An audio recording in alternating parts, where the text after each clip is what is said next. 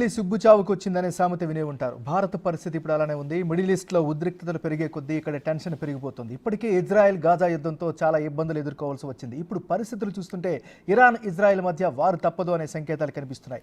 ఇదే నిజమయ్యి మధ్యప్రాచ్యంలో మరో భీకర యుద్ధం స్టార్ట్ అయితే ఫలితాలు ఘోరంగా ఉంటాయి అనడంలో సందేహం లేదు. అందుకే భారత్కు మిడిల్ ఈస్ట్లో పరిస్థితులు తలనొప్పిగా మారాయి. ఇంతకీ యుద్ధ ప్రభావం భారతదేశంపై ఎలా ఉండబోతుంది? ఇరాన్ యుద్ధానికి దిగుతుందా?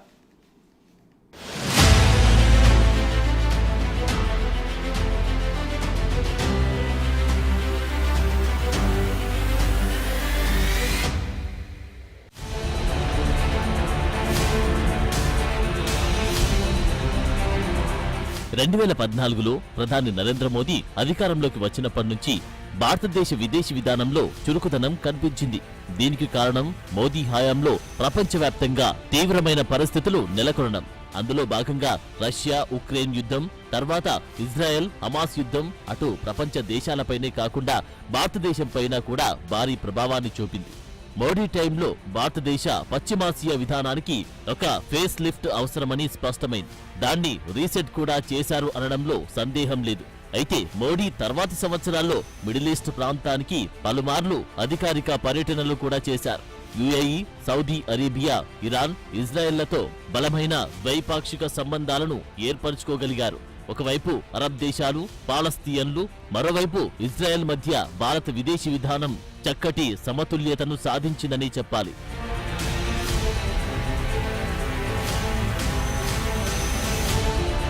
అయితే మిడిల్ ఈస్ట్ లో యుద్ధం మొదలైన తర్వాత కారణాలు ఏవైనా భారత్ ఇజ్రాయెల్ వైపు కొంచెం మొగ్గు చూపింది అనడంలో సందేహం లేదు. అయినప్పటికీ భారతదేశం ఇరు పక్షాలకు మిత్రుడిగానే కొనసాగుతోంది. నిజానికి భారతదేశం పశ్చిమాసియా విదేశాంగ విధానాన్ని చాలా తెలివిగా కొనసాగిస్తుంది అనడానికి ఇది నిదర్శనం. అయితే ఇక్కడొక ట్విస్ట్. అయితే 2023లో హమాస్ దాడులకు ప్రతిస్పందనగా గాజాలో ఇజ్రాయెల్ చేసిన అరాచకం మోడీ మిడిల్ ఈస్ట్ విధానాన్ని కప్పివేసింది. ఇక ఈ ప్రాంతంలో విస్తృత యుద్ధం ముంచుకొస్తున్న కారణంగా భారత్కు గట్టి సవాళ్లు ఎదురవుతున్నాయి. అందుకే భారత్ ఊపిరి బిగపట్టి చూస్తుండగానే మధ్యప్రాచ్యం గందరగోళం అంచున కొట్టుమిట్టాడుతోంది.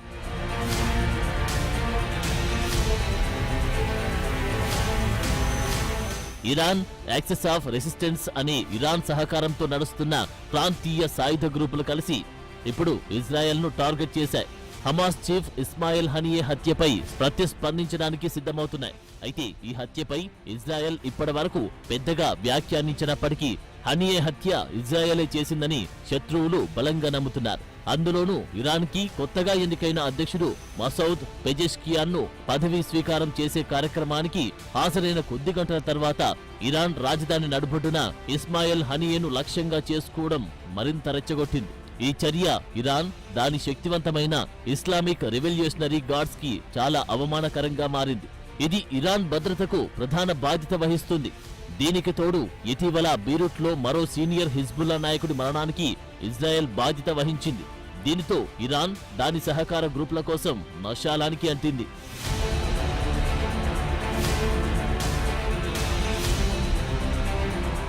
ఇప్పటి వరకు జరిగిన పరిణామాలన్నీ యుద్ధం చేయాల్సిందేనని ఇరాన్ను ఒత్తిడి చేస్తున్నాయి అనడంలో సందేహం లేదు. అయితే ఈ సంక్షోభాన్ని మరింత పెంచడానికి ఇరాన్ ఆసక్తి చూపడం లేదన్నది కూడా నిజం.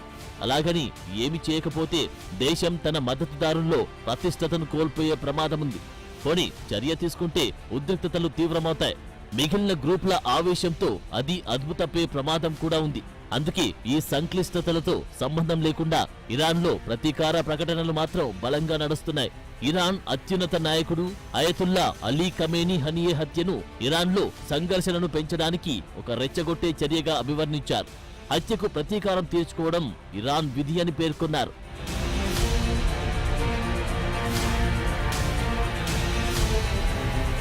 సెక్యూరిటీ అనాలిసిస్ గ్రూప్ అయిన ఆక్సియస్ ప్రకారం ఏప్రిల్ 13న ఇజ్రాయెల్ పై దాడి చేసిన అదే స్థాయిలో ఇరాన్ ప్రతీకార చర్య ఉంటుందని అమెరికన్ అధికారులు భావిస్తున్నారు. సిరియాలో వైమానిక దాడి చేసి ఇరాన్ టాప్ జనరల్ ను హతమార్చినందుకు ప్రతీకారంగా ఇరాన్ ఏప్రిల్ 13న ఇజ్రాయెల్ పై 200 కంటే ఎక్కువ క్షిపణులు ప్రయోగించింది. ఇరాన్ తన గడ్డపై నుంచి ఇజ్రాయెల్ పై దాడి చేయడం ఇదే మొదటిసారి. కానీ అది పరిమిత ప్రతిస్పందన. కానీ ఇప్పుడు హనియే హత్య భిన్నంగా ఉంది. శక్తివంతమైన ఐఆర్జీసీ రక్షణలో ఉన్న హనియే హత్య ఇరాన్ను తీవ్రంగా ఇబ్బంది పెట్టింది. దీనికి ప్రతిస్పందించినా మౌనంగా ఉన్నా దాని ఫలితం చాలా దారుణంగా ఉంటుందని ఇరాన్కు తెలుసు. అయితే ఇరాన్ పరిధి చాలా పెద్దది. ఇది లెబనాన్లోని హిజ్బుల్లాతో కలిసి దాడికి దిగుతుంది. అది మిడిల్ ఈస్ట్లో మరింత ఘోరమైన పరిస్థితులకు దారితీస్తుంది.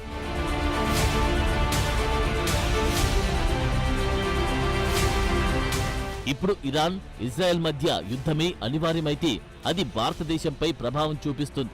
భారతదేశ ఆర్థిక వ్యవస్థ, ఇంధన భద్రత, వ్యూహాత్మక భాగస్వామ్యుల వ్యవహారంలో ప్రమాదకర పరిణామాలకు దారితీస్తుందని ఖచ్చితంగా చెప్పవచ్చు.